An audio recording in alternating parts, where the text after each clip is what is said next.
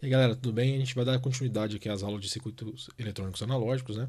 Na última aula a gente discutiu sobre a célula básica de ganho, como que a gente alimenta essa célula agora na polarização usando uma fonte de corrente. A gente discutiu sobre como que é a resistência de saída, né, o ganho intrínseco dessa célula. A gente também discutiu como calcular a resistência de saída da fonte de corrente que alimenta essa célula básica de ganho, né? E qual que é o impacto dessa resistência, a definição do ganho global dessa célula, né?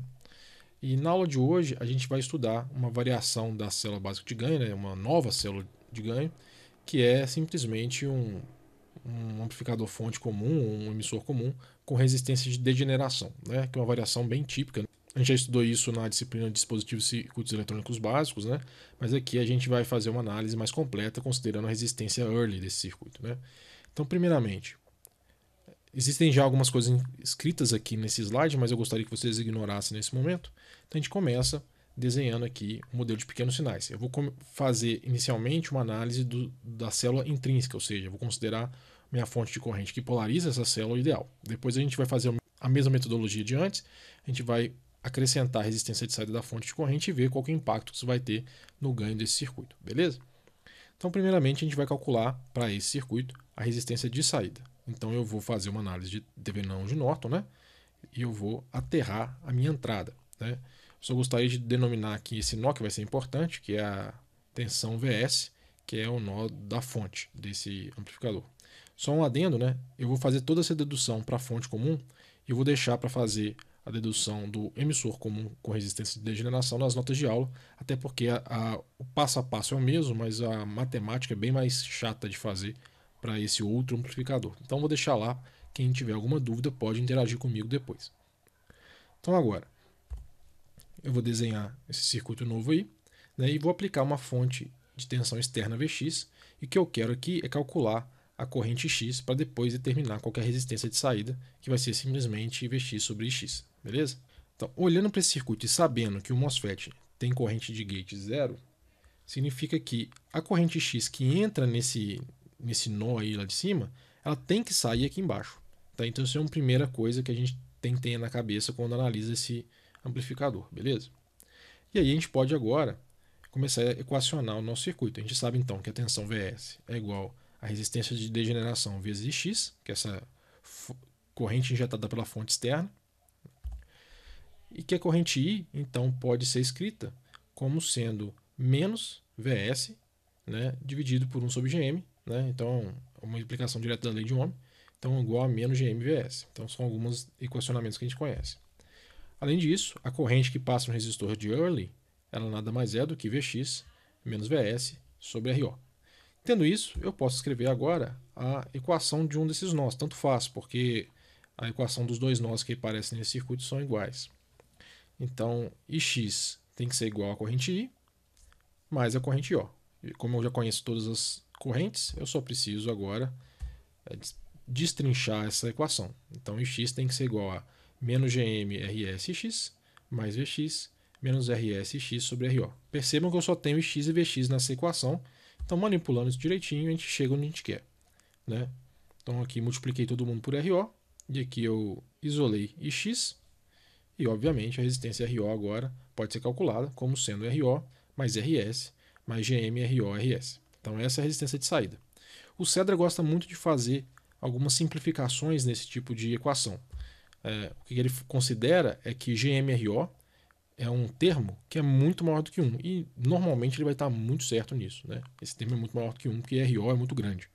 E aí, se eu fizer essa simplificação, eu posso assumir, por exemplo, que RO mais GMRO RS é muito maior do que RS, e é uma consideração razoável, e também que GMRS-RO é muito maior do que RO. Logo, eu posso fazer várias simplificações aqui, e é muito comum vocês encontrarem na dedução desse tipo de circuito achar que RO é igual a GMRS-RO.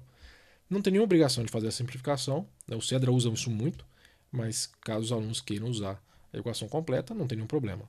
Eu já fiz um estudo algum tempo atrás, e esse termo final, GMRS-RO, ele corresponde normalmente por 80, 85% da resistência.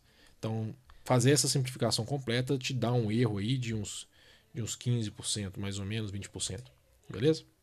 Em sequência, eu vou calcular agora qual que é o ganho o ganho intrínseco dessa célula, né? Eu não vou calcular a resistência de entrada porque como a corrente de entrada do MOSFET é zero, a resistência de entrada tem que ser infinita, né? Então já sei isso a priori, mas o ganho eu tenho que calcular. E para calcular o ganho, eu vou usar uma técnica que é o seguinte: eu vou aterrar a saída e calcular qual que é a corrente I/O que entra no meu circuito. O que eu estou fazendo ali? Eu estou fazendo uma modelagem Norton para a saída do meu circuito, que é isso aí.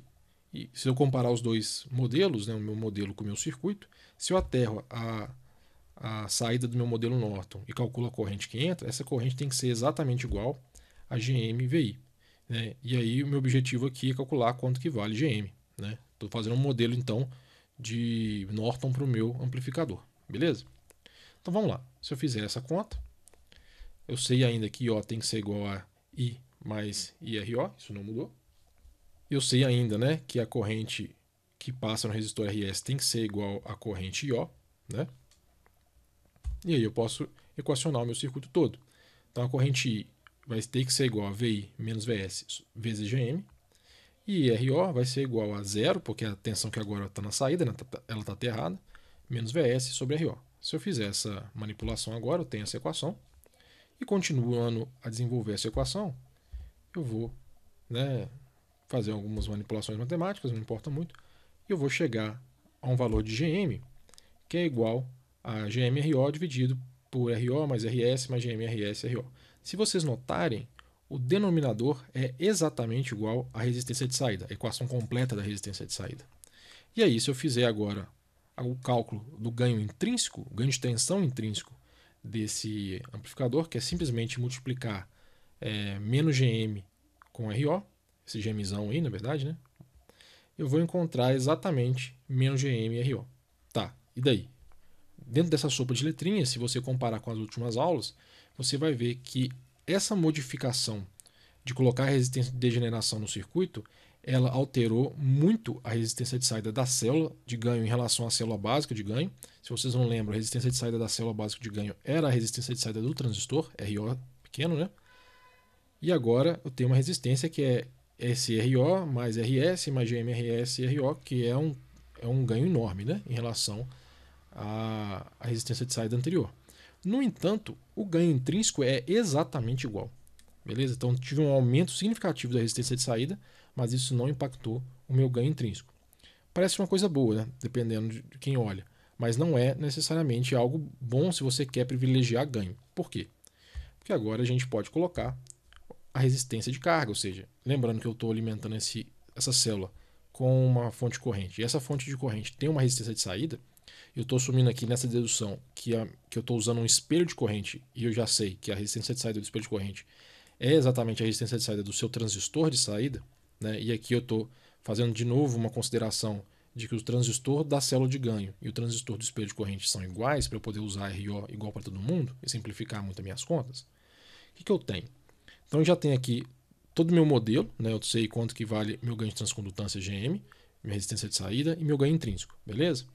Agora eu vou simplesmente usar o meu modelo de Norton que eu desenvolvi para calcular o novo ganho dessa célula, beleza? Considerando a carga. E eu sei que isso vai dar, né, aquilo está escrito errado, tá, gente? O ganho vai ser menos GM, resistência de saída do amplificador em paralelo com a resistência de saída da fonte, né? E se eu fizer as contas, né, eu vou encontrar essa expressão. Tá? Uma expressão que não nos diz muita coisa, mas aí eu vou fazer uma consideração, né, uma simplificação só para a gente visualizar bem. Se eu considerar GMRO muito grande, eu posso aproximar o meu ganho agora como menos GMRO, lembrando, esse é meu ganho intrínseco, dividido por 2 mais GMRS, beleza? Vamos comparar isso com a célula básica de ganho. Na célula básica de ganho, quando eu considerava a resistência da fonte de corrente, o ganho global era metade do ganho intrínseco.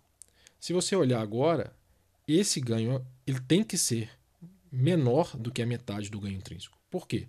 Porque o denominador agora ele é maior do que 2. Né? Logo, eu vou atingir um ganho que é menor do que o ganho da célula básica de ganho.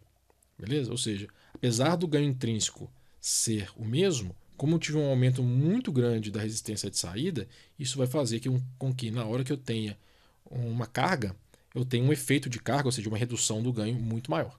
Beleza? Isso, se você quiser privilegiar ganho no seu projeto, talvez essa topologia não seja muito interessante a priori. Apesar de que a resistência de degeneração traz outras vantagens, como estabilidade térmica para o nosso circuito. Beleza? Então é isso, gente. Espero que tenha dado para entender, né? Foi muita apresentação de dedução matemática.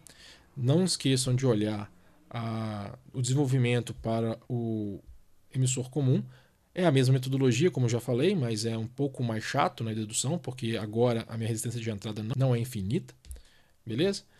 E é isso. Então na próxima aula a gente vai continuar e nós vamos discutir o seguinte na próxima aula, né? Uma vez tendo analisado a célula básica de ganho, então basicamente os dois tipos de amplificadores de tensão que a gente já tinha estudado nas disciplinas anteriores, que é o fonte comum e o fonte comum com resistência de fonte, né, ou emissor comum e resistência de emissor também, tanto faz. E a gente já viu o que dá para fazer com elas.